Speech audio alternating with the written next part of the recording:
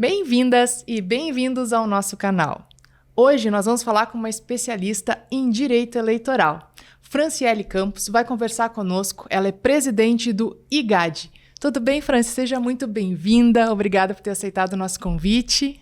Tudo ótimo, é um prazer, fiquei muito feliz com a iniciativa, feliz de estar aqui também, acho que a gente tem muito conteúdo para desenvolver e acho que a ideia do podcast é muito bacana nesse ano, né, de eleição, e é um assunto que a gente precisa sempre falar, que é mulheres na política. Ai, precisamos de mais mulheres na política, né? Esse programa ele tem se proposto a falar sobre isso, como é que a gente consegue aumentar a participação da mulher, entender este cenário, né? O porquê que as mulheres não participam e se participam, por que enfrentam tantas dificuldades, né? Franci, eu quero começar te perguntando sobre a tua trajetória, né? Quem é a Franciele? Como é que o direito entrou na tua vida e o direito eleitoral, ainda mais? Bom, o direito, eu sou formada quase, o ano que vem 20 anos, 19 anos, e eu sempre quis fazer direito, acho que quando eu era muito pequena, assim, que não tinha muita ideia, aquela coisa da criancinha que quer ser professora, quer ser sei lá o quê. A Franci é gaúcha? Sim, sou natural de Farroupilha, isso. E aí, mas logo quando eu já estava, assim, meio que decidindo o que fazer no vestibular, quando entra na minha época era segundo grau, hoje é ensino médio, né? Mas eu já queria fazer direito. Fiz um teste vocacional na escola que deu também, né? O resultado foi esse, e aí para mim foi bem tranquilo, assim, nunca tive nenhuma dúvida. E aí eu fiz o vestibular e passei. Hoje acho muito jovem, né? Com 17 anos eu já estava na faculdade. A gente toma uma decisão muito cedo, né? Na nossa época é uma decisão para a vida. Hoje já não se faz mais essa leitura, né? E aí eu vim morar em Porto Alegre, né? Aqui do ladinho eu fiz faculdade aqui na URGS, né? Que é bem próximo bem aqui pertinho. do estúdio. 2 quadras daqui, então já sabia me localizar bem aqui. Mas eu entrei na faculdade querendo fazer concurso, né? E aí, com 18 anos, no segundo ano eu comecei já a trabalhar no Ministério Público Estadual. E foi uma experiência muito rica para mim, assim, porque eu era tudo novo para mim, né? Morar na capital era novo, a faculdade era nova, a dinâmica da faculdade era muito diferente do que eu estava acostumada, né? Então, assim, o primeiro ano foi um ano que eu acho que eu fiquei bem retraída, assim, porque tava vendo onde tava pisando, assim, né? Aí, no segundo ano, já tava enturmada com a turma, já conseguia entender como funcionava a cidade mais um pouco, assim, né? Porque no início era só da faculdade para casa para Farroupilha no final de semana. Que é uma característica bem grande de Porto Alegre, né? É difícil achar um porto-alegrense em Porto Alegre. Tu conversa com alguém, não, mas eu vim... E aí... eu sou natural de Vacaria, sou vacariana lá da Porteira do Rio Grande, né? Exato, então... E aí eu consegui um estágio, e eu queria logo muito trabalhar, assim, eu tinha muita vontade de aplicar aquilo, assim, da faculdade, né? E aí eu comecei a fazer um estágio na Corregedoria Geral do Ministério Público, foi muito legal, e logo eu saí, fiquei poucos meses ali, não me recordo direito, mas acho que 7 meses ali na Corregedoria. Trabalhava com uma pessoa incrível, que é o Dr. Miguel Bandeira Pereira, né? Que hoje já está aposentado e é advogado, mas assim, foi uma pessoa muito... Foi a primeira pessoa que te acolheu, assim, no mercado de trabalho. Assim. Que ele era subcorregedor, e aí tinha uma equipe pequena da subcorregedoria ali, então era bem bacana, assim, né? E aí, eu acho que eu tinha acho que 7 meses ali, o pessoal do gabinete do Procurador-Geral de Justiça me chamou para ir para lá. Então, porque tinha uma servidora que ia sair de licença maternidade, enfim, e como eu levava muito documento ali no gabinete, eu fiz amizade, assim... bom, tu já viu pelo pouquinho antes aqui que eu gosto de falar bastante, isso é bom, né? A gente adora essa parte. Então, eu já fiz logo amizade, aí fui trabalhar no gabinete do Procurador-Geral e fiquei bem pouco tempo como estagiária ali, e logo eu fui contratada. E aí eles me deram um cargo de assessora, eu fiquei trabalhando bastante tempo ali. Depois eu já queria, mas eu fazia funções administrativas, institucionais, assim, não trabalhava com processo, né? Que era o que eu queria, obviamente, né? Então, Aí eu já tinha conversado ali com os chefes, né? E aí, um tempo depois, eu fui ser assessora quando criaram o Centro de Apoio da Ordem Urbanística. Então, olha, nada a ver com o que eu faço hoje, né? Mas eu trabalhei também com pessoas muito legais ali. O doutor Armando Lotti era coordenador. E logo foi criada a Promotoria de Justiça de Habitação e Ordem Urbanística também, em Porto Alegre. E aí eu ajudei um pouco ali. E fiquei, então, ali, acho que no Ministério Público, 5 anos. Mas, quando eu trabalhei na função pública ali, eu vi que eu tinha uma ideia diferente do que era quando eu entrei na faculdade, né? E aí eu pensei, cara, a gente muda, né? E ainda bem que a gente vai mudando. E aí eu vi, eu não quero. E aí eu mudei radicalmente a ideia que eu tinha. 5 anos é o suficiente pra gente entender que eu falei, olha, eu não quero fazer concurso. E aí eu fiquei um pouco... É difícil, porque eu fiquei um pouco... eu fiz a faculdade, eu estudei tanto para passar de primeira, né? Eu queria passar no vestibular logo, eu não queria ter que fazer mais um ano de cursinho. E aí, quando eu entrei na faculdade, eu consegui um estágio, depois um cargo num órgão público, que era tudo que eu tinha programado, aconteceu. E aí, quando eu fiz todo o programado, eu cheguei lá, sentei e falei... Não era isso que eu imaginava, não era assim que eu pensava que ia ser, não deu certo para mim, né? E aí eu nunca tinha pensado em advogar, tanto que eu me formei e não fiz a prova da ordem. Aí eu fui fazer, aí eu tava naquela meio de não admitir que não era aquilo que eu queria, eu fiz a júris, aí eu fiz um semestre na escola do MP, e aí... por questões familiares e tal, eu saí de Porto Alegre por um período, né, para ajudar na empresa do meu pai, em Santa Catarina. Fiquei um tempo lá e aí também falei, meu Deus, não é isso que eu quero. E aí, nesse meio tempo, um dia eu fiz a prova da ordem, passei, mas nem peguei a prova, fiz pensando, vai que um dia eu precise para algum concurso, eu ainda tinha essa ideia, né? Mas não tinha, eu fiz aqui em Porto Alegre, não vim buscar os documentos, não dei entrada na carteira, né? Passei na prova e não fiz nada. E aí, depois que eu já não estava mais morando em Porto Alegre, eu tinha saído para ir para Santa Catarina, eu retornei para Farroupilha, e aí eu pensei, bom, e agora, né? Não quero concurso, o que eu quero? E aí aí eu fui buscar minha carteira da OAB e comecei a advogar. E realmente... Isso lá em Farroupilha. E eu nunca tinha feito estágio em advocacia, meus colegas da faculdade trabalhavam em grandes escritórios aqui em Porto Alegre e tudo mais. E eu nunca tinha entrado no escritório de advocacia. Nunca tinha feito uma audiência, nada, né? E aí foi uma coisa assim que é até difícil de explicar, porque... Parece que eu nasci para isso, assim, né? Que era uma coisa natural, mas eu relutei muito, né? Eu entrei tarde na advocacia. Pelo tempo, eu me formei cedo, mas eu entrei tarde na advocacia. E aí, logo que eu entrei, eu já fui convidada pela diretoria da OAB para ajudar. E aí eu entrei na Comissão do Jovem Advogado, que foi criada naquele ano, pelo então presidente Cláudio Lamáquia.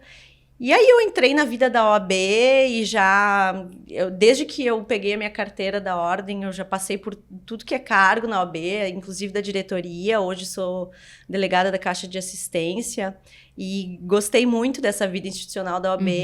E aí fui indo e hoje estou aqui, não saberia ter outra profissão que não essa, né? Muito bem. E que momento a política entrou na tua vida, Franci? Bom, a política também... É mais ou menos nesse sentido, assim, de nada ser programado e simplesmente acontecer e eu falar, meu Deus, né? Como é que eu não pensei nisso antes? A política, na verdade, eu nunca estudei direito eleitoral, até porque o direito eleitoral é muito atual essa fase do direito eleitoral nas faculdades, né? O direito eleitoral é uma matéria que não é obrigatória ainda, mas depois quando falar do IGAD, a gente vai falar um pouquinho disso aí, porque o IGAD está batalhando por essa inclusão. Então, na época, e muito menos há 20 anos, né? Quando eu fiz faculdade, nem sabia que existia, a gente estudava questões democráticas e tal, na cadeira de constitucional, né? mas nem existia direito eleitoral. E aí eu tinha um cliente meu, cível, né, de questões empresariais, um empresário que enfim, eu já tinha feito alguns processos para ele, contratos e tudo mais, mas que era meu amigo também, não era só um cliente, né, era uma pessoa que eu conhecia, enfim.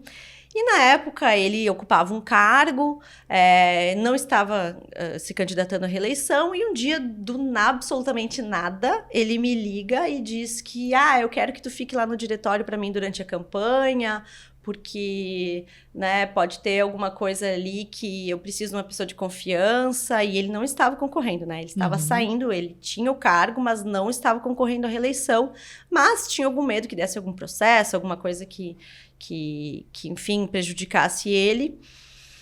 E eu fui, né? Eu fui, tipo, ok, ele era meu amigo, não, imagina, né? Eu vou te ajudar. Não tinha a menor noção do que se fazia numa campanha. Zero. Mas o corpo jurídico daquela campanha, eu conhecia aquelas pessoas todas, né? Os advogados, que eram pessoas competentíssimas, ainda trabalham nessa área. E foi uma experiência que, assim, eu comecei a ir pro diretório todo dia, né? E aí começou a ter processos, e eu comecei a atuar nos processos. E eu comecei a ler bastante sobre o assunto. Eu sempre gostei muito de ler jornal, de ler, enfim, sempre gostei muito de ler e sempre gostei muito de atualidades, assim, né? Então, na época do vestibular, tinha um professor que sempre dizia que, para fazer bem a redação, a gente tinha que ler jornal todo dia.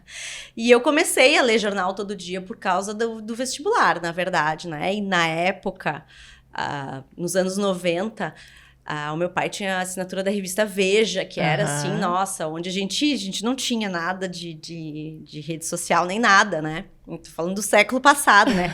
Então, assim, nossa, quando chegava a revista Veja em casa, era assim, aquelas grandes denúncias, reportagens e tudo mais. Então, eu lia toda a revista Veja, todas as matérias. E foi o que me salvou no vestibular, foi a redação. Porque eu quase zerei matemática, mas enfim, né? Excelente dica do professor, então. Fechando esse parênteses. E aí eu me encantei, assim, principalmente porque o direito eleitoral, ele é dinâmico, né? Porque os processos normais, cíveis, enfim, ficam anos ali, a gente fica trabalhando anos, aí vai recurso, vai. E o direito eleitoral, ele é dinâmico, né? Ele tem prazo em horas, ele tem prazo em dias, né? Então, a maioria dos processos se encerra quando encerra a eleição, ou perdem o objeto, eles não vão para frente, a não ser algumas ações específicas, né? Então, ele é muito dinâmico, e aquilo ali tem tudo a ver comigo, assim, sabe? E aí eu comecei a ler muito sobre o assunto, e aí também teve uma questão do momento do país, que aí começou a história da Lava Jato e muitos debates sobre isso. A OAB entrou com uma ADIM para barrar o financiamento de pessoas jurídicas nas campanhas, e aquilo ali foi... E aí eu comecei a falar sobre o assunto dentro da Comissão do Jovem Advogado, para os jovens advogados, né? Então, e na OAB aquilo começou a ter, assim, um destaque, porque eram muito poucas pessoas que falavam sobre esse assunto na época, assim, eu comecei a ser convidada para programas de rádio. Virou referência nesse tema. E aí comecei a falar, né? E, inclusive, eu até dei aula na Universidade de Caxias do Sul, eu não tinha... as pessoas foram me convidando, eu fui falando e não sei... o caminho que se seguiu naquilo ali foi assim, eu entrei na Comissão de Direito Eleitoral da OAB, também fui convidada pelo presidente da época, e aí foi indo, até que o convite, assim, acho que mais significativo foi em 2014, eu fui convidada para coordenar os grupos de estudo de Direito Eleitoral da Escola Superior da Advocacia. Na verdade, era uma outra pessoa, até isso, as coisas são bem malucas, né? Era uma outra pessoa que seria o coordenador, ainda não tinham começado os grupos, e aí ele teve uma questão institucional lá com a OAB, enfim, que não vem ao caso, mas ele teve que ser retirado, e aí me chamaram, assim, automaticamente, tu quer coordenar os grupos de estudo? E aí eu disse, meu Deus, né? E eu tenho uma coisa também que as coisas vão aparecendo, eu vou indo. Não, e eu vou indo, né? Eu não digo não. Não tem desafio ruim contigo, quer dar não. aula? Nunca dei aula na vida. Quero. Quer palestrar? Quero. Exatamente. Quer coordenar um curso? Quero. Muito bem. Tá bom, se a vida tá me convidando, é porque tu acha que eu posso. Então, eu vou dar um jeito. Se não der certo, depois me tira. Que essa é uma característica que muitos dizem que é masculina, né? As mulheres são as que menos pedem para entrar dentro de uma concorrência para subir de um cargo, por exemplo. Para os homens, isso é muito natural. Tem uma vaga aqui, tu quer entrar? Quero.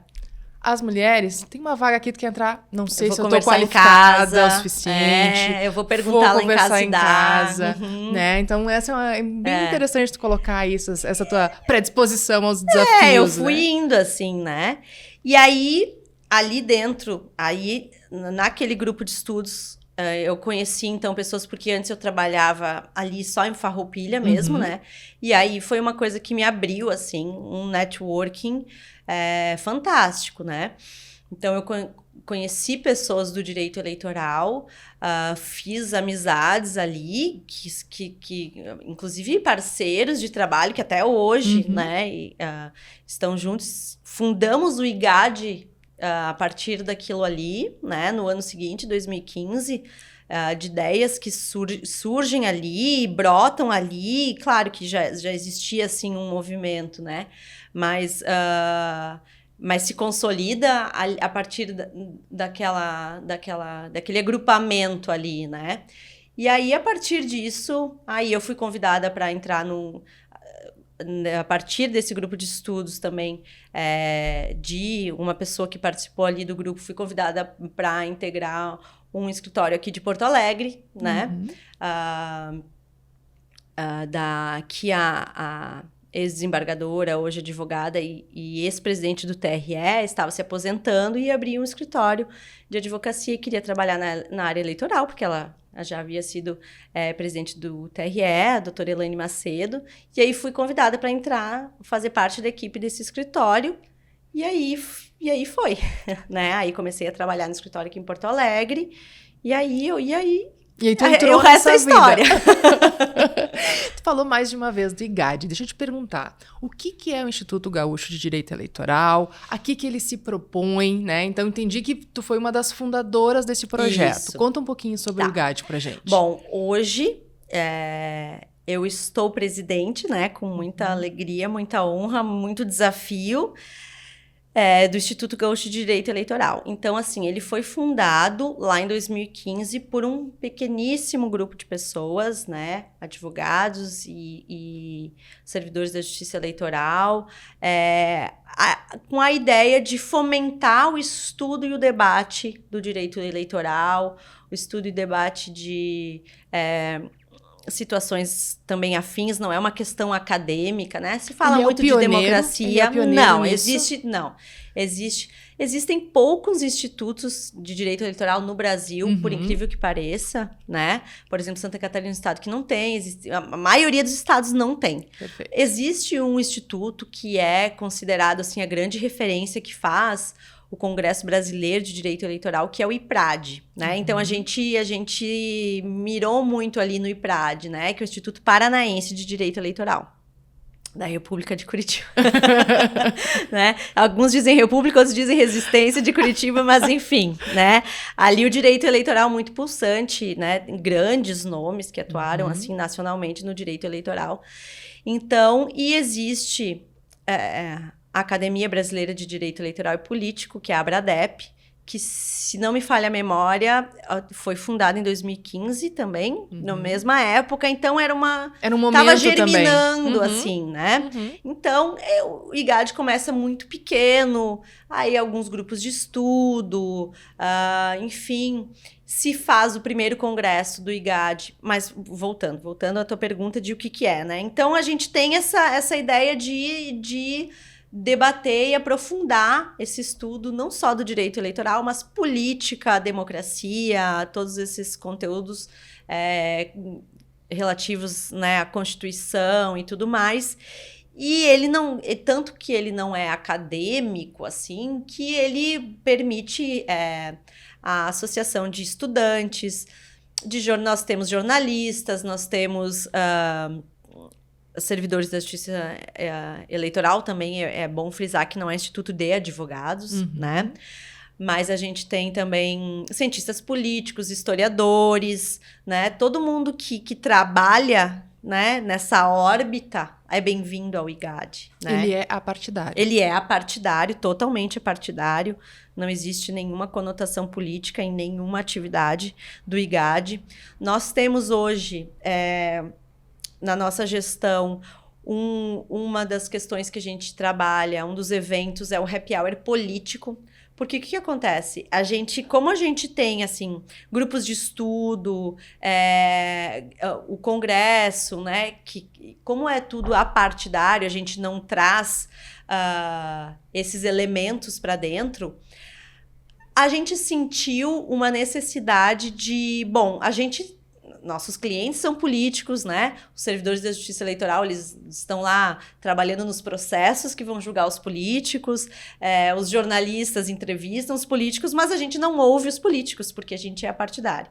Então, a gente resolveu fazer um evento que se chama Happy Hour Político, que não é um congresso, não é uma palestra, não é uma aula, a gente vai num bar, né, que atualmente é o Beer Market, ali no Moinhos de Vento. Então, a gente vai num bar, convida um político que vai lá falar sobre o assunto que ele quiser. A gente não determina o assunto. Então, é uma mesa de bar, e é sentado na mesa mesmo. E aí, vai lá e fala, porque a gente sentiu essa necessidade de ter um contato. Bom, o que os políticos falam, o que os políticos querem, qual é a visão deles de mundo, né? Então, a gente resolveu fazer essa questão, assim, para ser num bar mesmo, para ser descontraído, qualquer um pode ir, né? Não é para membros do IGAD, para associados do IGAD. Quiser levar a família, quiser levar o amigo, o namorado, os filhos.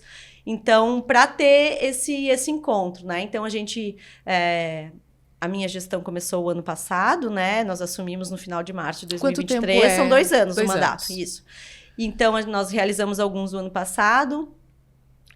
Esse primeiro desse ano a gente fez, depois por um motivo que eu vou te explicar ali, que a gente lançou um livro ano passado. Então, a gente trouxe os autores dos artigos do livro, mas os próximos desse ano já são novamente com políticos, né? O ano passado nós fizemos com o vice-prefeito de Porto Alegre, o Ricardo, nós tivemos a deputada Nadine, nós tivemos o deputado Matheus Gomes, né? Deputado estadual do PSOL, da bancada negra. Então, a gente procura trazer... E a gente tem, assim, a questão de equilibrar ideologias, você vê que teve, né, do PL, do PSDB, do PSOL, e a gente procura também a questão de gênero e a questão de uma coisa que eu sempre falo para minha diretoria, né? Vamos trazer gente jovem, né? Pessoas que estão nos seus primeiros mandatos, porque a gente tem muita gente na política que já está aí há 15 anos, há 20 anos, pessoa que já tem 4 mandatos de deputado, esse aí todo mundo já viu falar, todo mundo já sabe o que pensa, né? Todo mundo já conhece. Então, a gente tenta colocar essas pessoas, né? O Ricardo, né, foi vereador, se eu não me engano, assumiu agora o primeiro cargo de majoritária. A Nadine, primeiro cargo eletivo dela, né? Ela era chefe da Polícia Civil, tem uma trajetória incrível, né? Uma mulher, assim, com um destaque muito grande, né? Dentro de um nicho muito difícil, né? Então... uma pessoa de muita expressão. E o Matheus também, né? Foi vereador e agora o primeiro mandato de deputado. E para esse ano aqui eu já estou com uma agenda bem legal também. E de pessoas, a gente quer ouvir ideias novas, a gente quer ouvir gente jovem, né? Como tu disse, é partidária, então independente da ideologia, a gente tenta sempre fazer um equilíbrio. É difícil, porque tem que conciliar a agenda de todo mundo e tal. Mas tem sido uma experiência bem bacana. Então, esse é um dos nossos motes, assim. E é o único momento que entram os políticos no IGAD, ali no Happy Hour. Essa é a janela para ouvi-los. Isso, né? Porque a gente sentiu a necessidade de conversar com eles. E aí, na mesa de bar, eu acho que fica... E como é um ambiente aberto, qualquer um pode chegar e sentar na mesa, não tem distinção. Legal. Então, fica... E as pessoas podem fazer perguntas... Então, tem sido um momento bem bacana, assim. Tu falou de 2 iniciativas, o Congresso e o Happy Hour. O Congresso, depois eu vou abrir uma janela pra gente falar especificamente dele, porque tem uma edição esse ano, né? Isso. E com relação à participação das mulheres, a gente fala muito sobre a baixa participação das mulheres e o IGAD tem iniciativas que ajudam, então, aí, ou as mulheres do ponto de vista de entendimento, né, do processo político, e que iniciativas são essas? Tá, eu vou te falar, porque isso é uma coisa que eu fico bem feliz de falar, porque é um ponto bem específico que eu preguei, assim, para a gestão da minha diretoria, né? O IGAD, a primeira presidente do IGAD foi uma mulher, que foi a doutora Elaine Macedo, né? Por 2 mandatos, ela foi presidente, né? Ela foi a primeira mulher a presidir o Tribunal Regional Eleitoral aqui no Rio Grande do Sul. Uma professora acadêmica de muito destaque, enfim. E aí, a composição do IGAD, naturalmente, não sei te dizer números assim, mas sempre teve um equilíbrio de mulheres e homens na diretoria e na associação, né? Mas, quando eu entrei, junto com a minha diretoria, uma das primeiras iniciativas que a gente teve foi, eu acho que vem bem com a ideia aqui do podcast e de mulheres políticas, né? Uma das questões que tu colocou no início ali é de por que a gente tem uma baixa representatividade, né? Depois, eu vou explicar as iniciativas do IGAD, que foi a tua pergunta, e depois vou falar um pouquinho sobre isso, né? Mas eu acho que a gente precisa ter mulheres ocupando espaços de poder. E aí elas vão chegar na política, né? Porque a gente vê, assim, a gente tem a bancada na Assembleia, por exemplo, tem muito deputado que é oriundo de time de futebol, quem já foi presidente do Grêmio, do Inter, tá lá, jogador, né? Quantos jogadores já foram vereadores de Porto Alegre, deputados estaduais? E é um ponto bem masculinizado, né? Sindicatos. Quantas mulheres presidentes dos sindicatos a gente conhece? Né? Pouquíssimas, a não ser o CEPERS, que é de professoras, mas de resto, né? Então, enfim, poderia te colocar diversos outros setores da sociedade que são ocupados, espaços de poder que levam à política, né? Então, eu sempre tive esse pensamento de que a gente não vai chegar lá direto. A gente tem que ir ocupando esses espaços de poder e isso vai ser natural para a mulher. Exemplo que a gente falou da Nadine aqui, né? Chefe da Polícia Civil. Ela chegou a deputada.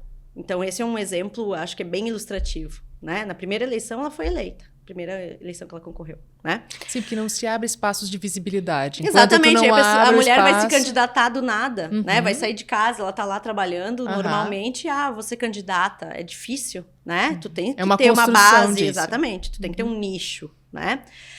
Mas, enfim, voltando. Então, uma das primeiras iniciativas que a gente teve foi de enviar um ofício aos clubes de futebol, ao Inter e ao Grêmio, solicitando que eles mudassem o estatuto deles e fizessem um parâmetro da nossa legislação eleitoral, que diz que deve haver uma cota de gênero nas candidaturas e que deva haver uma cota de gênero nas candidaturas dos conselhos deliberativos dos times. Nossa primeira iniciativa buscando espaços de poder na sociedade, né? Os 2 times responderam que acharam maravilhosa a iniciativa. O Internacional tinha eleição e não podia mudar o estatuto por causa do princípio lá da anualidade, que eles não podiam mudar no ano de eleição. Mas o Internacional é um time que tem muitas mulheres comparando com o resto dos times, né? Se eu não me engano, é o time que tem mais conselheiras no Brasil. A participação das mulheres no Grêmio e é muito difícil, por exemplo, se você pergunta para os times eu quero saber quantas mulheres associadas tem no time. São mais do que homens, a gente não tem esses dados, né? Eu acredito que seja muito parelho, mas a gente não tem esses dados. E você olha o Conselho Deliberativo do Grêmio, quantas mulheres tem lá, né? Então, a gente tem hoje um time, que é o Palmeiras, presidido por uma mulher. A gente teve o Flamengo, também, que foi presidido por uma mulher. E depois, nada disso, né? Então, a gente teve essa iniciativa. A gente publicou um livro o ano passado. O ano passado, em 2023 se comemorou os 100 anos do Pacto de Pedras Altas, que pacificou o Rio Grande do Sul, né? O fim da Revolução de 1923, da luta entre maragatos e chimangos, Borges de Medeiros e Assis Brasil. Assis Brasil, a partir do Pacto de Pedras Altas, que foi assinado, enfim, não vou trazer toda a questão histórica aqui, mas era uma disputa, maragatos e chimangos disputando a questão das fraudes nas eleições, as reeleições infinitas de Borges de Medeiros, né? A questão toda de Júlio de Castilhos. E a partir do Pacto de Pedras Altas, em que se diz, então, ok, que o Borges de Medeiros vai cumprir aquele mandato, mas não vai mais se reeleger, e o Assis Brasil coloca uma cláusula lá dizendo que tem que ter um órgão que vá regulamentar as eleições, as eleições precisam ser limpas, porque havia muita fraude naquela época. Aquilo ali é o germe embrionário do primeiro Código Eleitoral do Brasil, que veio em 1932, que o patrono é Assis Brasil, né, um gaúcho genial, então, que é o patrono da Justiça Eleitoral. E para comemorar esses 100 anos do Pacto de Pedras Altas, nós fizemos um livro de artigos, então, estudos em homenagem a Joaquim Francisco de Assis Brasil. Nós lançamos um edital, e os temas eram a Revolução de 1923, obviamente, o voto feminino, inteligência artificial, era tudo que tivesse relacionado ao direito eleitoral, desde a questão histórica até atual.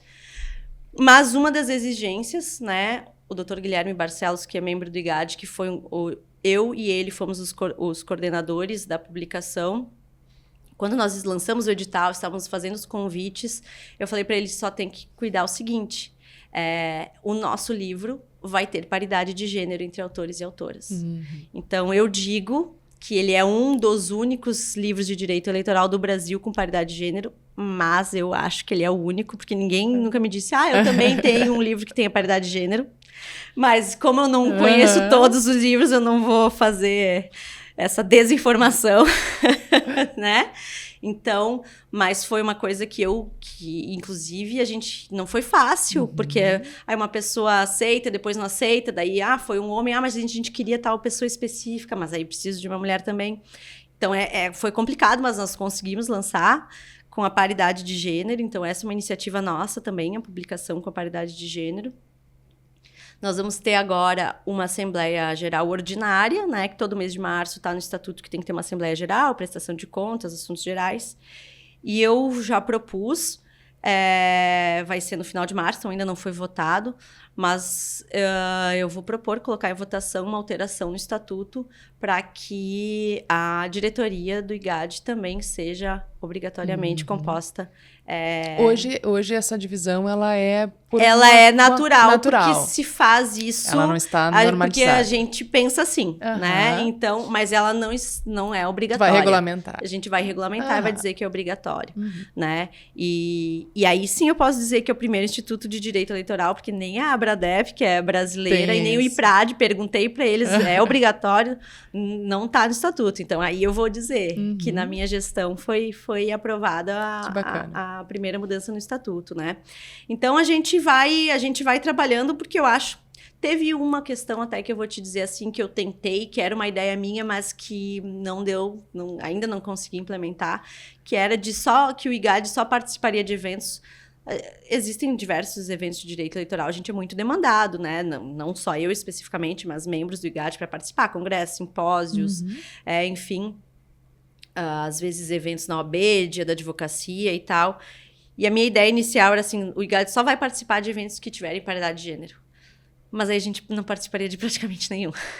Sim. Né? Infelizmente.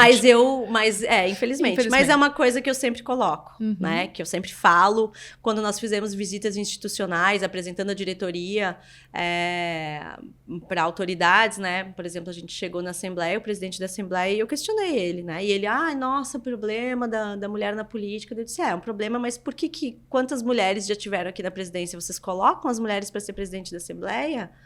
Então, né, me diz que difícil, mas e o que tu faz, né? Por que a Assembleia não tem uma regra que tem que ter paridade na mesa diretora? Por que a Assembleia não tem uma regra que diz que tem que alternar um presidente homem e uma mulher, um presidente homem e uma mulher? Ah, porque tem pouca mulher, porque é difícil. Mas tem, né? Tem pouca, mas tem. E por que ela não pode ser presidente? Né? Por que a mesa diretora é composta... Tem algum legislativo? Tu tem informação sobre isso? Não tenho. Mas assim, né? Quantos presidentes da Câmara de Deputados, do Senado, quantas presidentes mulheres a gente teve? Então, todo mundo, qualquer político que conversar contigo hoje vai te dizer, nossa, eu concordo que tem que ter mais mulher na política. Mas você que é dirigente, né? Você que faz parte de uma mesa diretora, você faz o quê para mudar isso? Você chama mulheres para participar da mesa diretora? Você coloca mulheres como presidente das comissões? Por que o Congresso Nacional não tem uma regra que metade das comissões tem que ser ocupada por mulheres? A presidência. Então, a gente tem que agir.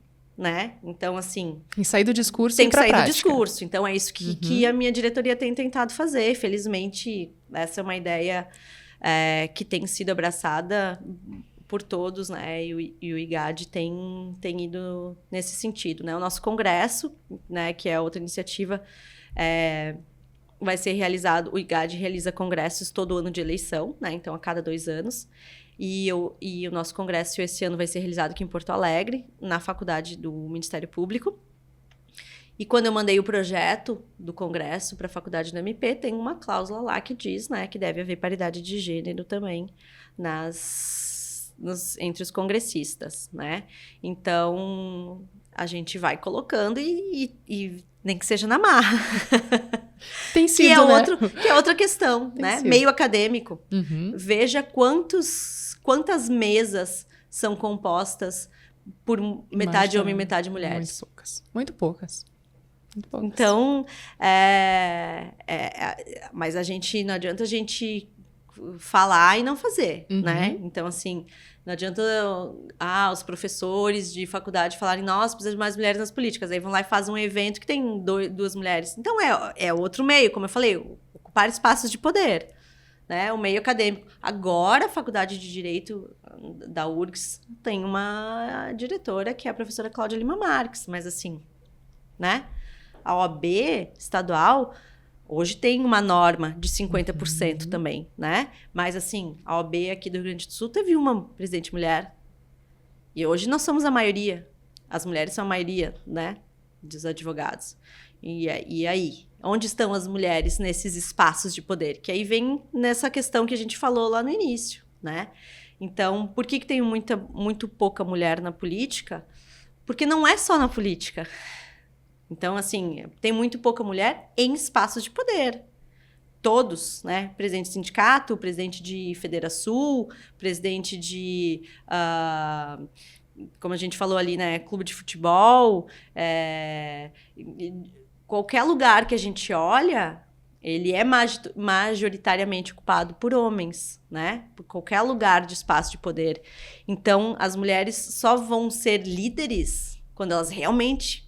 na política, quando elas forem líderes na sociedade. Então, a gente tem que começar a trabalhar nisso aí. Por isso que a gente deu esse pontapé no futebol. E a gente tem que olhar para outros lugares também. E aí vai ser natural. Aí a mulher vai ser uma liderança natural, né? Então, ela vai se candidatar. Ela foi chefe da Polícia Civil, ela vai se eleger. Ela foi presidente do Sindicato dos Metalúrgicos, ela vai se eleger, como todos os outros presidentes se elegem, né? Ela teve uma posição de destaque no meio empresarial, né? Nas associações empresariais, ela vai, quando ela for fazer a campanha dela, ela vai ser naturalmente indicada pelo partido, que é outro problema. A gente bota as cotas na lei eleitoral e enquanto não tiver as cotas na lei dos partidos políticos, esse problema vai perdurar, né? Então, a gente precisa de mulheres dirigentes de partidos políticos. Os partidos têm autonomia para fazer esse regramento. É uma lei federal, né? A lei dos partidos políticos é uma lei federal, né? Então, tem que sair do Congresso Nacional. Mas, inclusive, existem vários projetos no Congresso, né? Um que eu sei da atual ministra, na época a senadora Simone Tebet, né, que tem essa bandeira também. Enquanto não se democratizarem os partidos, quem é que define as listas? Quem é que define quem vai estar na convenção? São os líderes partidários. E aí fazem propaganda dizendo, todos os partidos, você vê a propaganda, eles dizendo das mulheres, a importância das mulheres e tal, e tal, tal. Quantos desses partidos que falam da importância das mulheres têm presidentes mulheres, né? Então, a gente tem, acho, no Brasil hoje 2, se eu não me engano, o PT e mais um que eu não vou falar o nome agora porque para não errar, mas porque os partidos ultimamente têm mudado muito de nome e a gente se perde um pouco nisso, né? Mas é isso, né? Mesmo aqui no Rio Grande do Sul, quantos presidentes de partidos são mulheres? Uhum. Então, o discurso ele é bonito, ele é legal falar que todo mundo quer mulher na política, mas quem tem o poder da caneta, né? O pessoal do IGAD me deu o poder da caneta, eu tô fazendo. Não, e tá fazendo a partir de imprimindo alguma força, né? Se esperar que naturalmente esses espaços sejam ocupados, não vai acontecer, né?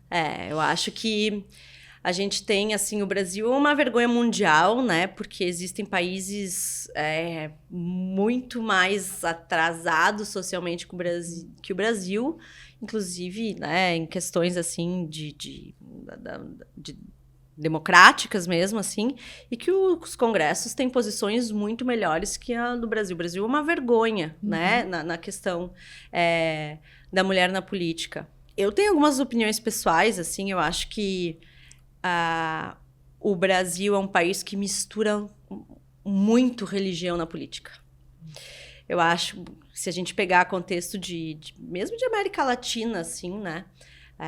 Nossa, se pegar países Isso é uma característica... europeus, eu acho que é uma característica da sociedade brasileira, né? De ter bancadas religiosas, de ter símbolos religiosos nos espaços públicos, essa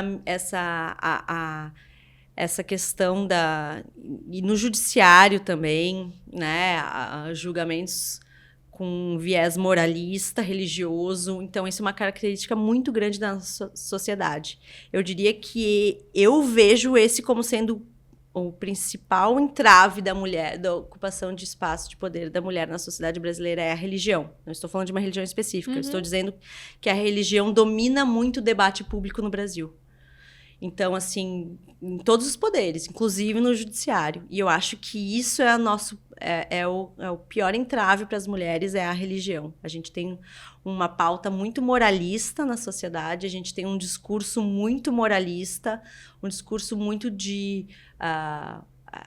as religiões, elas colocam a mulher num segundo plano, né? E aí vamos falar, quem são as mulheres que são líderes religiosas, né? Aí já voltamos de novo para esse ponto. E a sociedade brasileira, ela coloca isso muito na campanha, a questão da religião, e a questão moralista, a questão da mulher, do papel de mãe, da culpa, né? A culpa é uma questão muito religiosa, né? Então eu vejo assim que... o principal, por que o Brasil é tão atrasado com relação a outros países, né? Ao Paquistão, ao Irã, nossa, se pegar os países da América Latina aqui e olhar a posição das mulheres na política, é algo, assim, bizarro, né? Nem vou dizer em que lugar o Brasil tá, mas é assim, porque essas estatísticas mudam, né? Mas é assim, lá embaixo, né? Comparado com outros países. E a explicação que eu encontro, assim, é que eu acompanho muito eleições de outros países e campanha, a gente assiste muito, acompanha muito eleição de outros países. Quando eu viajo, eu gosto de assistir horário eleitoral dos países, essas coisas. A família deve adorar essas viagens contigo. Vamos curtir. Vou em zona eleitoral de qualquer lugar que tá tendo uma eleição, eu entro lá, pego o santinho, converso com as pessoas, essas coisas assim. E eu já cheguei a essa conclusão, assim, de que o que atravanca mesmo, que nos dá essa posição tão inferiorizada, não só na política, mas em toda a sociedade, é porque a sociedade brasileira, ela tem um viés muito religioso. E isso traz um fardo muito maior para a mulher do que em outras sociedades de países vizinhos que o nosso, que não levam a pauta religiosa para a eleição. E, consequentemente, não levam a pauta religiosa para as leis, não levam a pauta religiosa para o poder judiciário, e aí isso deixa as mulheres mais livres. Enfim, né? Não, eu sei que não é uma posição de maioria, de consenso, mas é uma explicação que eu achei. Porque qual é a outra explicação? Até cientista político nenhum conseguiu me dizer o que acontece no Brasil que não acontece em outros países, né? Então, mas isso a gente já sabe, que a religião ela influencia muito o debate social do Brasil. Então, eu fiz essa ligação. Muito bem. Quais são outros projetos que tu tem te dedicado, que o IGAD tem te dedicado, que tu queira compartilhar com a gente? Olha, na verdade, a gente também tem grupos de estudos, né? Que são virtuais, porque a gente tem membros, obviamente, do Rio Grande do Sul inteiro, mas também, nos últimos anos, membros de outros estados que se associaram ao IGAD, por essa relevância que o IGAD tomou nos últimos anos, né? Então, a gente tem grupos... O ano passado, a gente fez grupos de estudo, então, por Zoom, né? A gente fez grupos de estudos de temas diversos. Quem quisesse falar sobre... eu quero falar sobre prestação de contas. Se inscreve lá, né? A cada 15 dias a gente tem encontros, né? Mas esse ano o nosso grupo de estudos ele é focado nas resoluções do TSE. Né? Então, no ano eleitoral, tem um tema específico, que são as resoluções. E aí também quem quer apresentar se inscreve, a gente debate por Zoom. Então, a gente tem também... É uma coisa bem bacana, porque participam não só advogados, às vezes até desembargadores, servidores de justiça eleitoral, né? Estudantes e tal. Então... É um diálogo, porque às vezes a gente tem um tema, né, que tem a visão do advogado, porque ele tem que orientar o cliente, ele tem a campanha, ele tem uma visão sobre a norma, aí vem o chefe do cartório eleitoral, aí ele... Traz um outro olhar. Outra visão. Então, essa questão, assim, de ser interinstitucional, assim, eu acho que é bem rica por IGAD, né? Então, a gente trabalha... Basicamente, então, com essa questão do happy hour, a gente tem um grupo dos associados, um grupo de WhatsApp de todos os associados que estão ali. E ali a gente conversa de todos os assuntos, né, relativos à eleição. Agora, hoje, por exemplo, começou a votação na Rússia. Então, a gente está debatendo a eleição da Rússia. Domingo teve eleição em Portugal. A gente estava falando da eleição em Portugal. E no meio tempo, as pessoas vão perguntando dúvidas de resolução, de lei. Eu tenho um caso aqui, assim, o que vocês acham? Então, a gente tem esse debate... sempre aberto, que é o do grupo dos associados, né? E agora o congresso, né? Então, que vai ser realizado 4 e 5 de julho aqui na FMP. Nós começamos a organização agora, né? O congresso está na 5ª edição? Na 5ª edição. O primeiro foi realizado em Santa Cruz do Sul, na Universidade lá de Santa Cruz, em 2016. Depois, em 2018, na UX, em Bento Gonçalves, no campo de Bento Gonçalves. Depois, em 2020, nós tivemos a pandemia, né? Que foi toda aquela confusão, a gente não sabia nem se ia sair a eleição foi adiada, foi em novembro. Mas, então, o IGAD realizou um congresso virtual, foi muito bacana. Depois, até foi tirado do ar do YouTube, mas ficou um tempo ali no YouTube. E foram realizadas mesas como se fosse um congresso presencial, né? Foi muito bacana. Foi a eleição do Zoom, né? Das lives, até que agora, na resolução de 2024, o TSE finalmente regulamentou as lives, porque foi uma confusão naquela eleição. E 2022, o 4º congresso foi realizado em São Francisco de Paula. Então, agora a gente vai trazer para Porto Alegre, né? O IGAD deu esse giro, essa interiorização, que era uma questão bem específica, né? Que o IGAD sempre quis levar o direito eleitoral para fora do centro de Porto Alegre, mas agora, então, a gente achou que chegou a hora de fazer em Porto Alegre, né?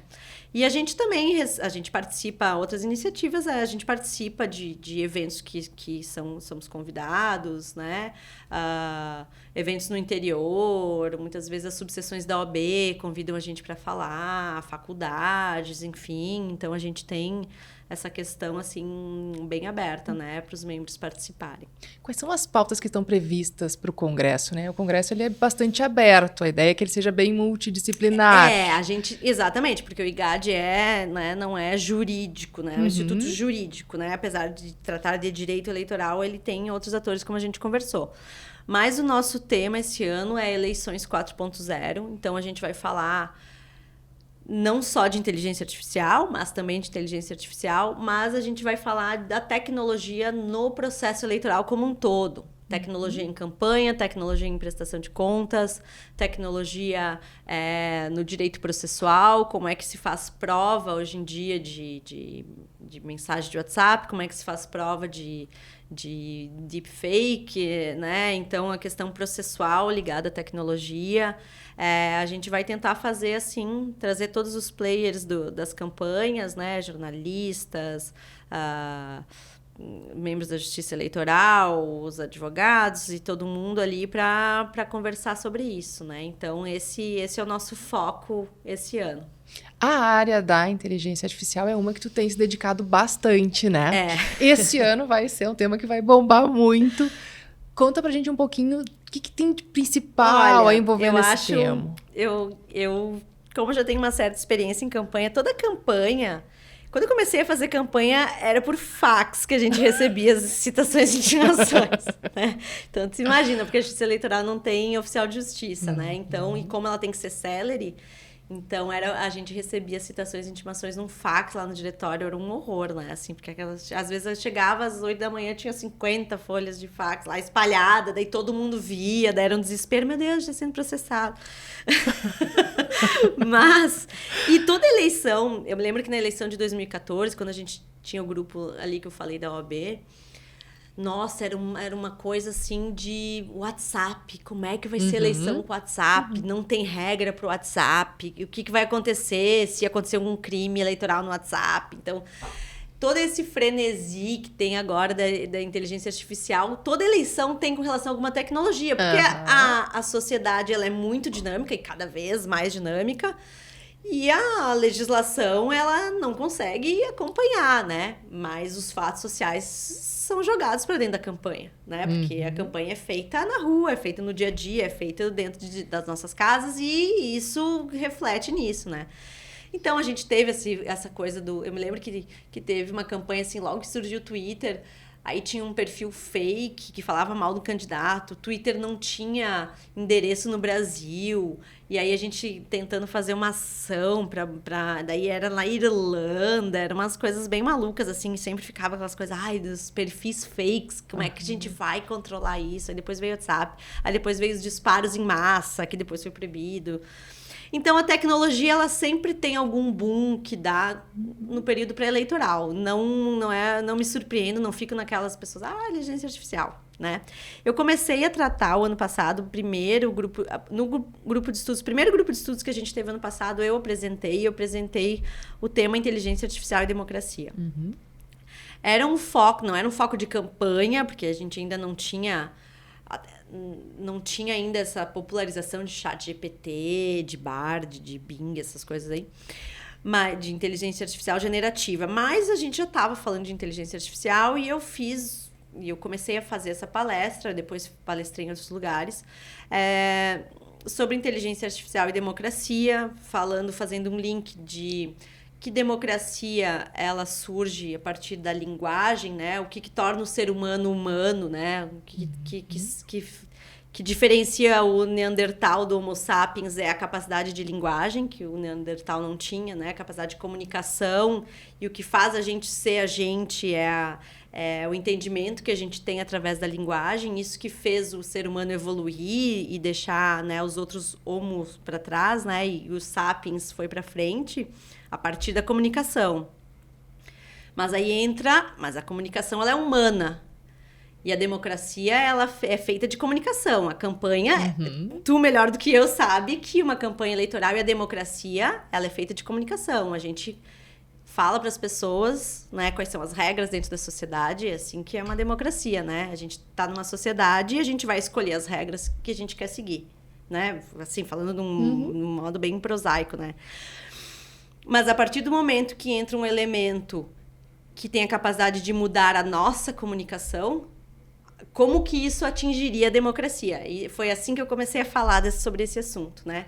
A gente vai ter democracia se a linguagem empregada no processo democrático não for a linguagem humana? Isso vai ser considerado democracia? Essa era a pergunta que eu tentava responder na minha palestra, né? E comecei a falar sobre isso, e aí começaram a ter as campanhas nos outros países, no México, na Argentina, agora as primárias nos Estados Unidos, em que se começou a utilizar a inteligência artificial para o bem e para o mal. E aí começou essa loucura no Brasil, o ministro Alexandre de Moraes, presidente do TSE, falando, meu Deus, a gente tem que proibir, não vai ter, né? Inteligência artificial é um horror. E eu falava, meu Deus, gente, eu acho, não preciso mais ter estagiário, chat GPT é maravilhoso, né? O Bing, o Bard, sei lá, qual inteligência artificial se usa, né? Mas a própria justiça, há muito tempo, já usa nos seus procedimentos, né? Mecanismos de inteligência artificial. O Tribunal de Contas do Rio Grande do Sul bota até nomes de pessoas nos robôs deles. Praticamente, as auditorias hoje são todas através de inteligência artificial. Então, não é uma coisa assim, ai, nossa, que horror. O STF usa, todos os tribunais estão utilizando, para falar do mundo jurídico, obviamente, que é o meu mundo, né? Inteligência artificial. Então, assim, começou a se fazer no final do ano passado, ali, começou a se fazer um terrorismo, não gosto desse termo, mas, assim, da inteligência artificial nas campanhas, a gente precisa regulamentar, vai ser um horror, as campanhas vão ser maior baixo nível da história com inteligência, né? E começou a ficar uma loucura, assim. Não acho que seja isso. Tanto que o IGAD participou então, aí o tribunal, ele tem que editar as resoluções, né? Todo ano de eleição, as resoluções que vão normatizar aquela eleição daquele ano. E aí, esse ano, o tribunal, ele apresentou as minutas das resoluções no início de janeiro e abriu para uma audiência pública em que a sociedade civil podia se manifestar. O IGAD se inscreveu para se manifestar. Eu falei na audiência pública, no dia da audiência pública, com o tema relativo exatamente da inteligência artificial. A resolução, a minuta que o TSE apresentou estava muito ruim nessa parte, né? Melhorou muito depois. Inclusive, a gente apresentou uma proposta do artigo 9b, lá da resolução, que a gente precisava dizer que a inteligência artificial pode ser usada, né? Porque ela traz muito benefício. Muito, com certeza. Por exemplo, principalmente na campanha municipal, que é a campanha que os candidatos têm muito pouca verba.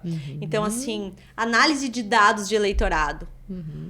Hoje em dia, você tem uma inteligência artificial que analisa, você joga dados ali, dados do censo. Ele vai fazer toda a leitura do eleitorado da tua cidade. Ele vai dizer, olha, nesse bairro aqui, tu tem que falar sobre esse assunto, né? Então, esses metadados, assim, que exigiam, assim, um custo muito alto de você contratar uma empresa para analisar o eleitorado da tua cidade, que um candidato vereador nem sonharia em ter. Hoje em dia, ele tem, né, no celular dele, isso gratuitamente, ou pagando ali uma mensalidade, né, baixíssima.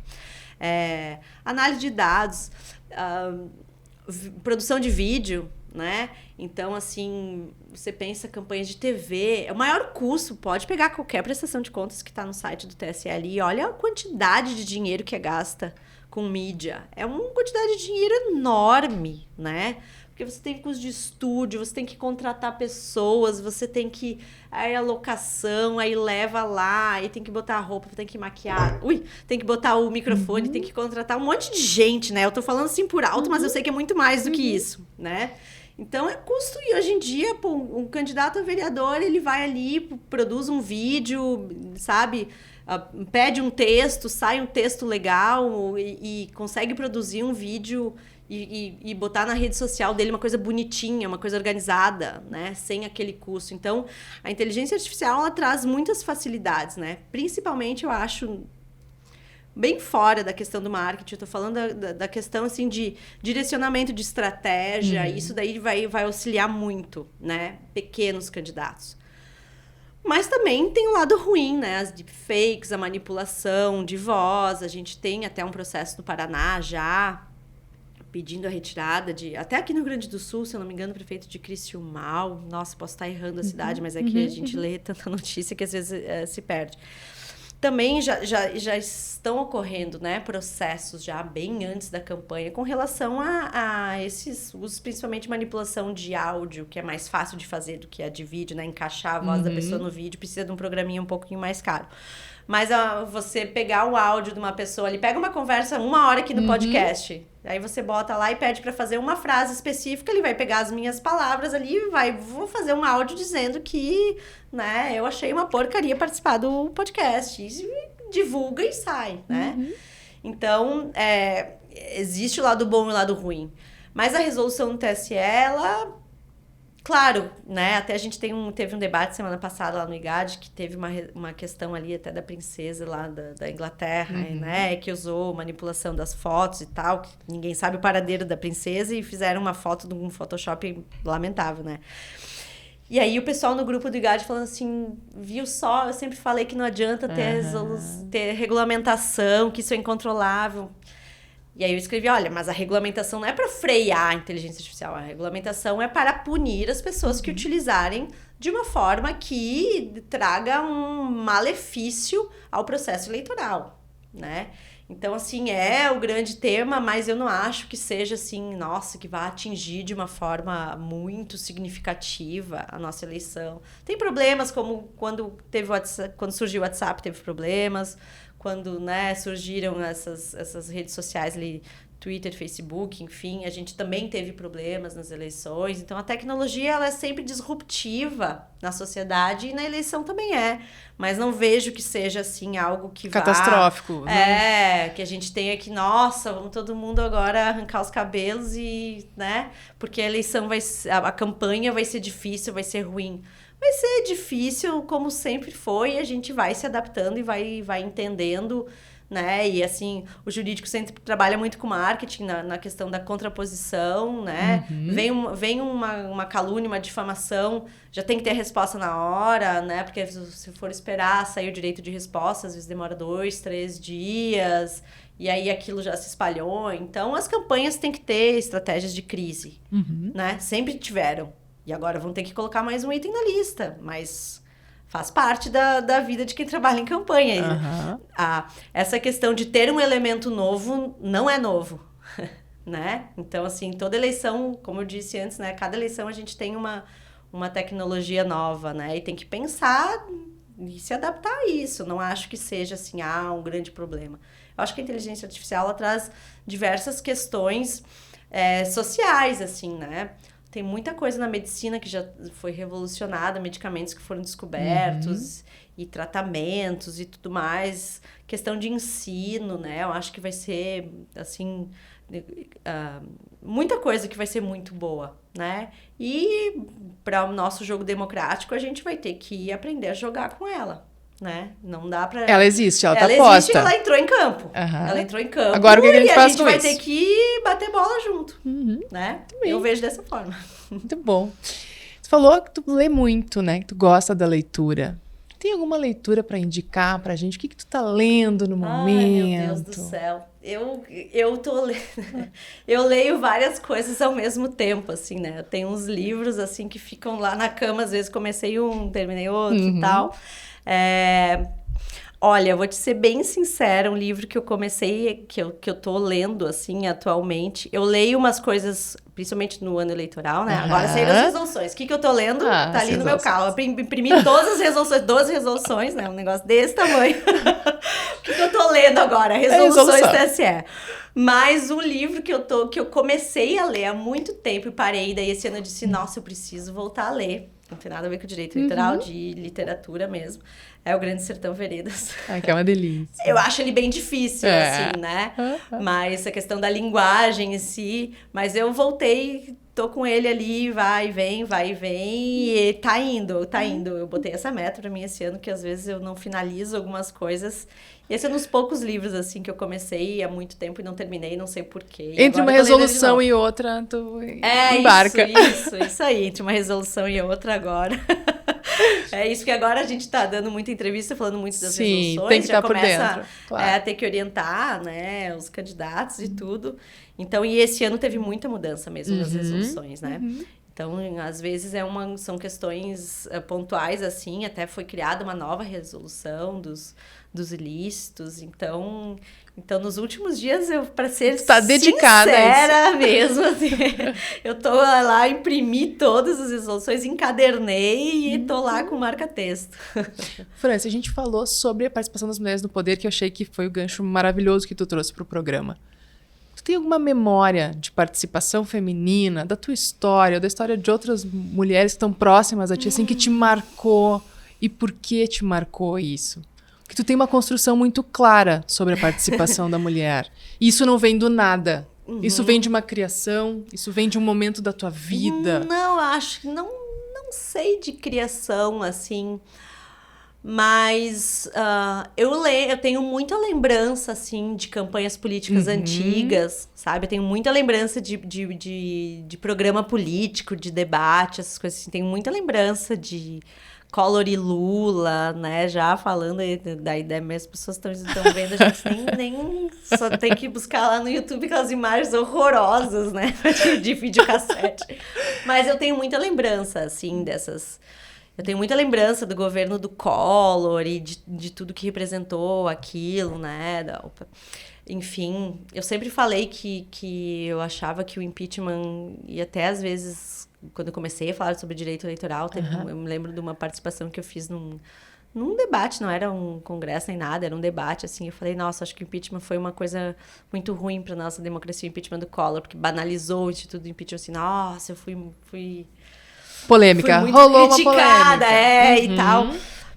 Mas eu penso isso mesmo, assim, eu acho que enfim, não é essa a tua pergunta, né? Mas, assim, de questão de mulher na política, olha, eu vou te dizer que quando eu era bem criança, eu tava, acho, na 6ª, 7ª série, eu fui convidada para participar do Grêmio Estudantil. Eu sempre fui líder de classe, sempre participei dessas Essa liderança coisas. sempre foi uma característica E aí, tua. eu sempre, como eu te disse, assim, elas me convidam, eu vou, entendeu? Posso ir pra casa e pensar, meu Deus do céu, vou passar uma vergonha. E agora? O que eu faço com isso? E aí, mas eu vou, entendeu? Mas eram meninas que estavam formando, eram meninas mais velhas, então, assim, que tinham essa ideia de que faziam um jornalzinho na escola, essas coisas assim e tal. Eu me lembro muito que eu tinha colegas que tinham... pais na política e que iam pra escola com adesivinho, assim, eu achava aquilo super legal, assim, minha família não tem nenhum político, nem nada disso, nem advogado, nem ninguém do direito, né, eu fui tendo umas ideias diferentes de todo mundo, mas, assim, de liderança feminina, assim, na política de jovem, assim, eu não tenho, assim, uma representatividade para te dizer assim, essa pessoa, essa mulher me marcou, assim, né? Mas eu sempre assistia muito, sempre gostei muito de política, sempre achei... Quando a Ieda se elegeu, eu achei, assim, bem disruptivo também, né? Enfim, mas eu sempre gostei muito de assistir, de ler sobre essas coisas de política, assim. E naquela época, antigamente, as coisas não tinha tanta norma, né? Não tinha nem a lei das eleições, era só o Código Eleitoral, que é de 65, e a Lei 6490, e olhe lá, né? Então, os debates eram mais loucos, assim, né? Tem um debate que acho que foi da eleição de 88, 89, que a Marília Gabriela mediou, e eu achava aquilo bem... eles se xingavam, era uma coisa assim, as pessoas fumavam, né?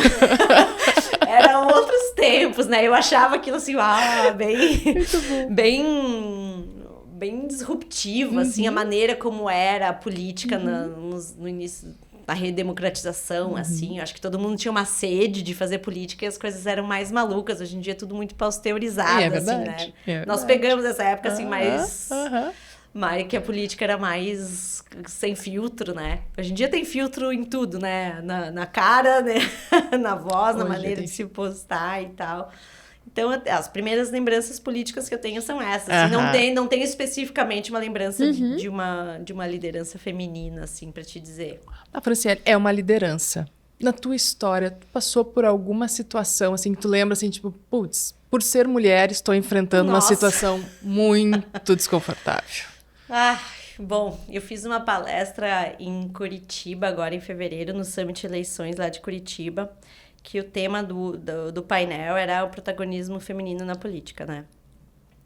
E aí eu falei coisas que eu nunca tinha falado, então não é inédito que eu vou falar agora, mas que eu falei, que eu pensei, o que eu vou falar, né, de protagonismo feminino. Eu não queria falar de legislação, porque isso todo mundo sabe como é que é a legislação, como é que funciona e tal, né? E tinha outras juristas, mas tinha duas uma deputada, uma vereadora lá do Paraná, na mesa e tal, que iam falar da experiência política dela, e eu pensei em falar mais ou menos essa pergunta que tu tá me fazendo, assim. Nossa, já sofri diversos constrangimentos e sofro até hoje por 2 questões, eu acho. Quando eu comecei a trabalhar na política, eu era bem jovem. Assim, não era jovem, mas já era pro padrão político brasileiro, que assim, o padrão político brasileiro é 50 mais, né? Homem branco, 50 homem mais. branco, 50 mais. É isso né? mesmo. Esse é o padrão político brasileiro. Esses são os presidentes dos partidos, esses são os presidentes das mesas diretoras, assim é Congresso Nacional. Então, esse é o padrão político brasileiro.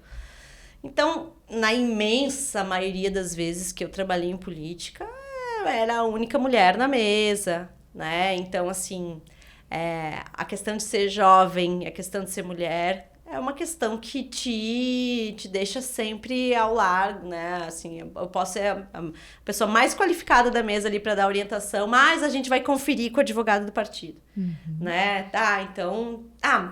Tá, mas amanhã tu dá essa resposta, então tu vai lá e estuda. Não, mas eu já sei a resposta, né? Mas, a gente não vai... Depois, vai lá e vê bem se é isso que tu tá respondendo, né? Então, assim, passei por constrangimentos como advogada, né? Assim, de ser assediada por juiz e não entender, na época que eu comecei a trabalhar, assim, não existia esse termo violência de gênero, né? Nem existia isso, assim. Então, assim... de sofrer assédio mesmo, assim, né? No meio da audiência. Eu sempre participei muito de programa de rádio, assim, falando de política e tal. E tem uma questão que eu sempre falo, né?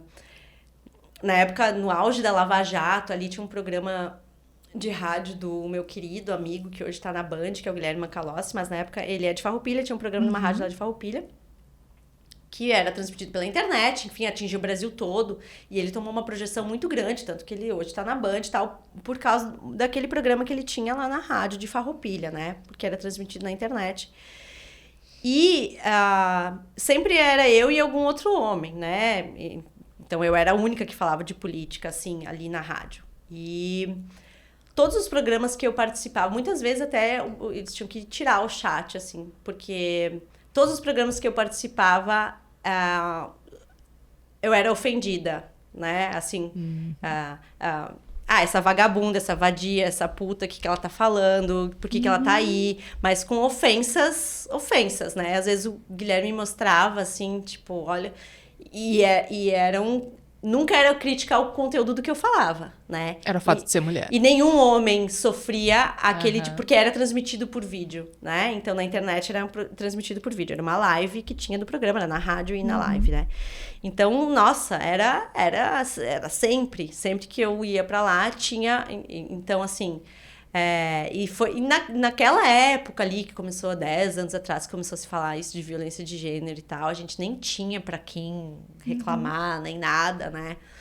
E o Guilherme sempre foi muito solidário comigo, mas que também ele não sabia muito direito como agir. Isso? Hoje em dia a gente teria outros tipos de atitude, né? Você exporia a pessoa, baniria, eu processaria. Hoje em dia eu teria completamente outro tipo de atitude, mas naquela época a gente não sabia direito o que fazer, nem ele, nem a rádio, nem ninguém, né? E, assim, era uma coisa que eu... Cara, a mulher, ela tem esse triste fardo de ter que se acostumar a ser ofendida. Né? A gente simplesmente... Ou qual era a minha atitude? Ou não voltava mais no programa, ou eu tinha que ir pro programa ser ofendida. Né? Então, isso, assim, eu acho que não tem uma mulher que já não passou por isso, né?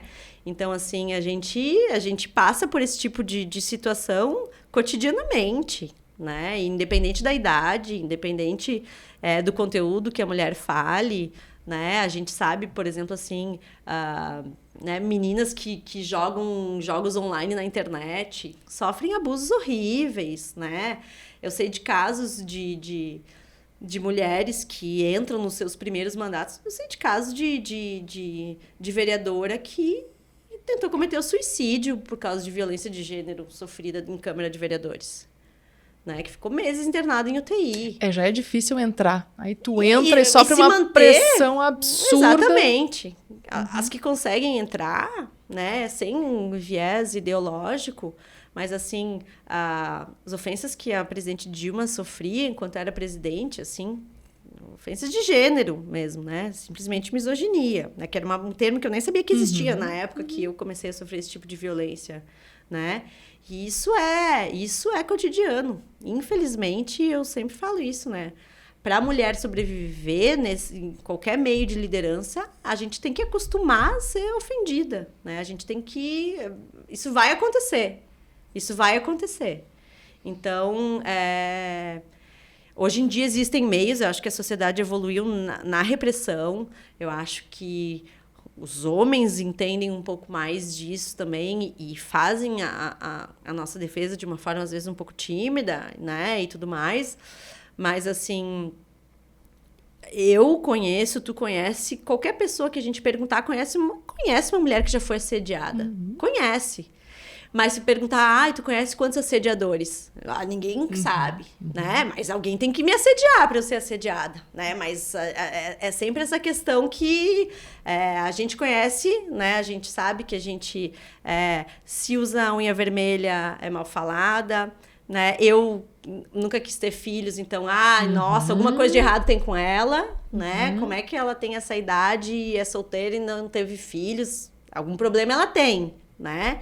Então, assim, ela tá usando o cabelo desse jeito, ela vai aparecer no programa dela, né, com tal roupa, passou um batom vermelho, enfim, né, coisas que para homens... Os homens não passam por isso. Não passam por isso, isso nunca é questionado, o peso deles, a maneira como eles se portam, a maneira como eles chegam aqui no teu programa, né?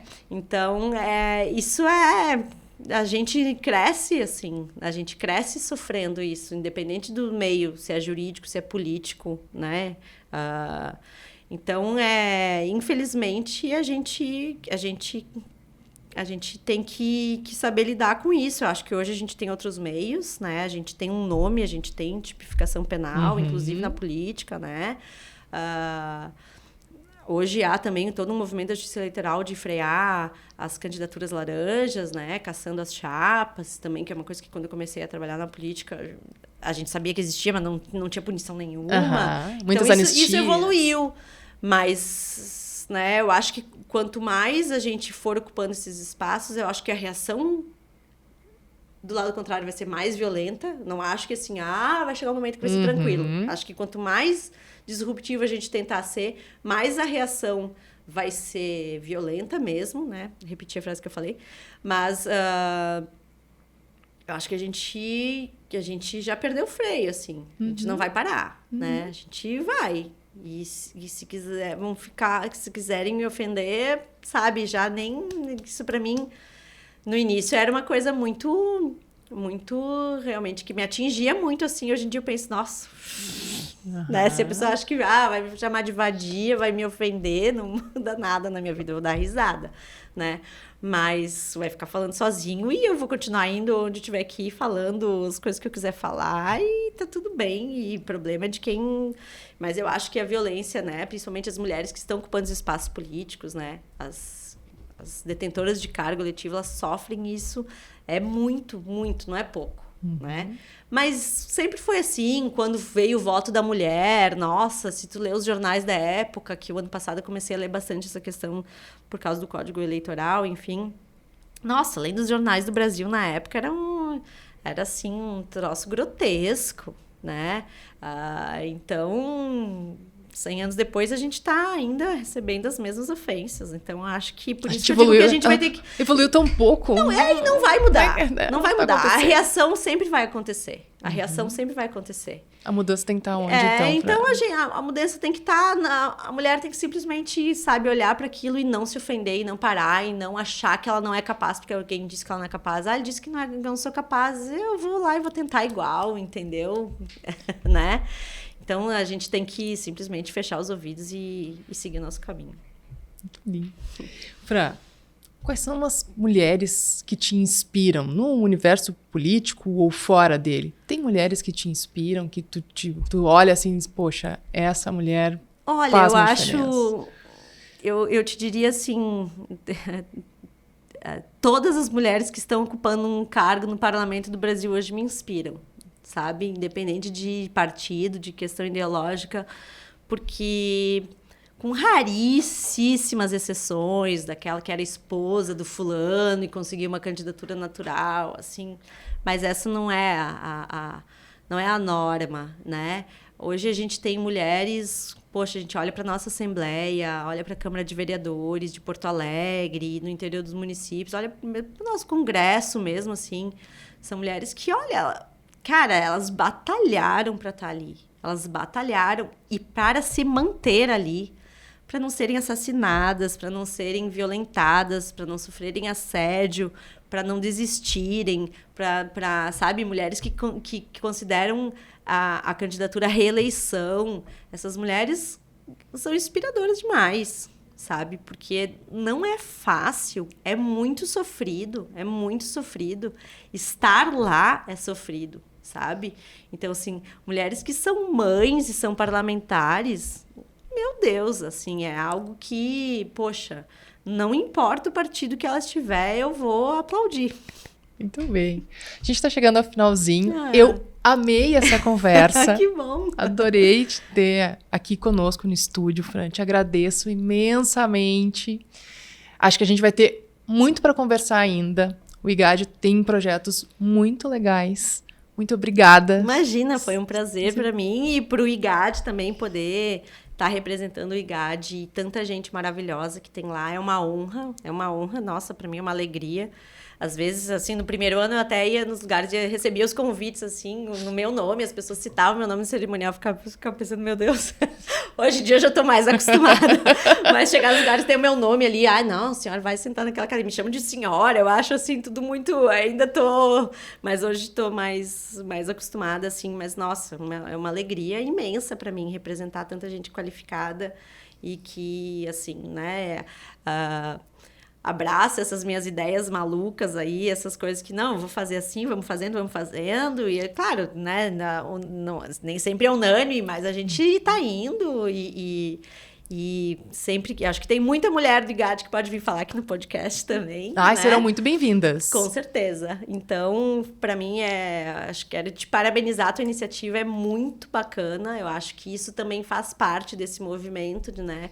De vamos pegar o microfone e falar, e quem não gostar do que escutar, a gente não vai se importar, né? A gente não liga. A gente até quer falar mal, fale da gente, né? É isso aí. Não tem problema. Muito obrigada, Fé. E assim, chegamos ao final de mais um episódio de Mulheres Políticas. Se você gostou deste conteúdo, deixe aqui o seu like, comente e se tiver outra sugestão de assuntos que gostaria de ver aqui neste canal, por favor, deixe aqui nos comentários. Muito obrigada e até o próximo episódio.